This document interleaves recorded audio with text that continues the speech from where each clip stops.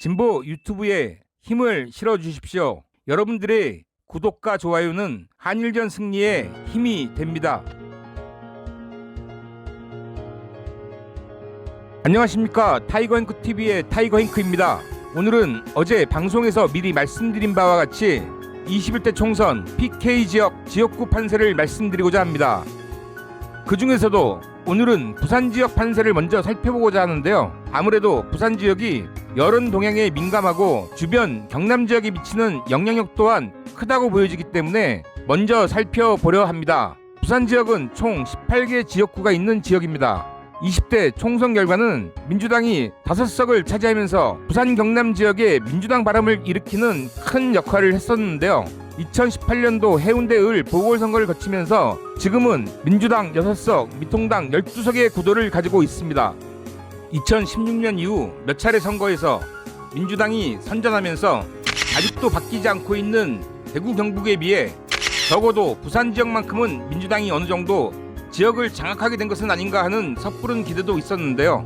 하지만 작년 하반기부터 지역 여론들이 급격히 보수화되면서 정권 심판론이 힘을 얻게 되고 지역 분위기도 민주당에 냉랭해지기 시작했습니다. 급기야 올해 초 들어와서는 민주당 내부에서도 기존 6석을 지키는 것도 어렵지 않나 하는 비관론이 등장하게 되었는데요. 실제 부산시당에서의 총선 목표도 기존 의석 지키는 것에 두어야 한다는 의견이 공개적으로 힘을 받는 분위기였습니다.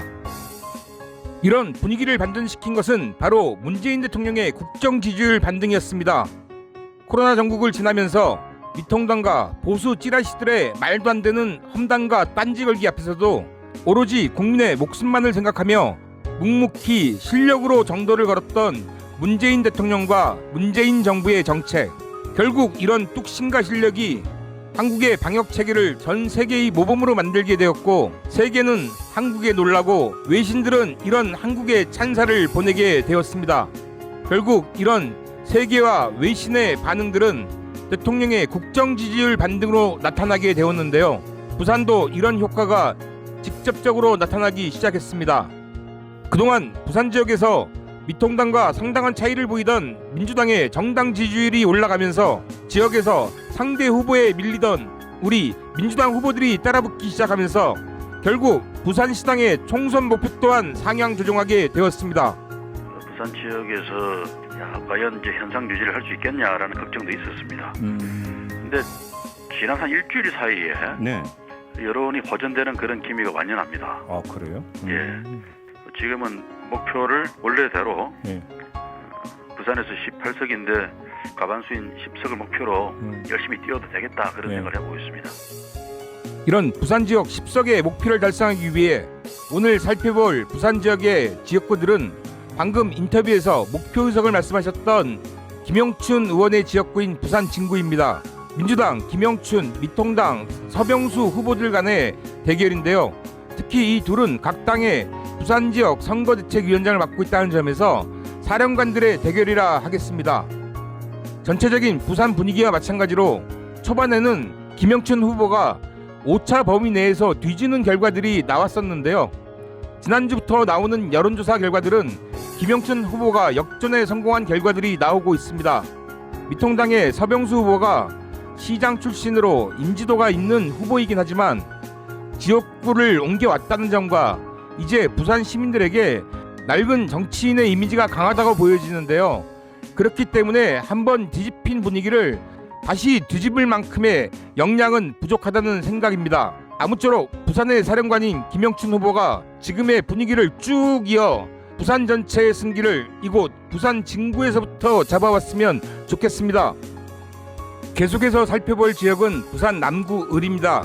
서울, 동작에 나경원이 있다면 부산에는 이현주가 있습니다. 보수의 여전사를 자처하고 있는 이현주 의원이 출마하면서 전국적 관심 지역이 된 곳인데요.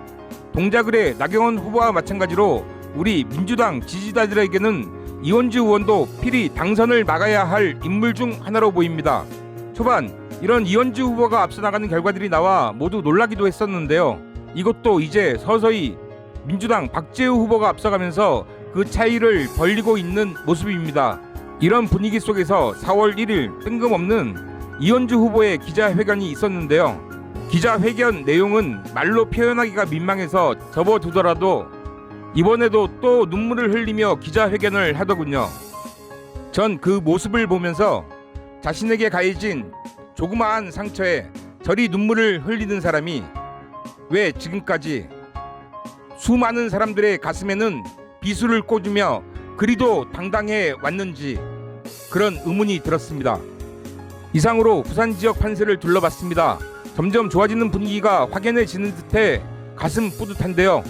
기필코 4월 15일에는 이곳 부산 전체가 파란 물결로 넘실대는 그런 날이 왔으면 좋겠습니다.